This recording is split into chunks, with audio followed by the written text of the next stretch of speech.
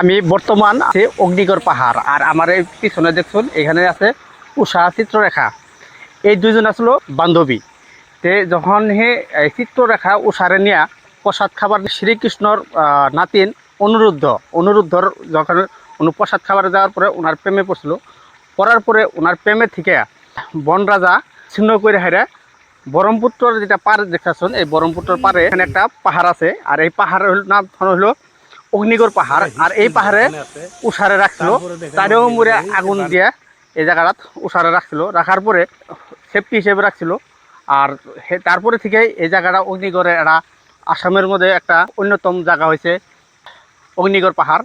তা আজকে অগ্নিগড় পাহাড়ের মধ্যে আজকে কী কী আছে আমি ডিটেলস আনে করে ভিডিওটার মধ্যে দেখাবো, আপনারা ভিডিওটা স্কিপ না করে দেখবেন। বর্তমানে এটা হলো মানে তেজপুর মেন সিটি টাউন, মানে অগ্নিগড় পাহাড় থেকে যদি তেজপুর সিটি টাউন দেখতে পারছেন স্পষ্টভাবে।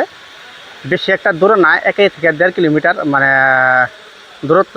তো এটা হলো তেজপুর সিটি টাউন, আর আমি টাউনটা আনে করে দেওয়ার চেষ্টা করতেছি। এটা হলো তেজপুর সিটি টাউনের একটা দৃশ্য।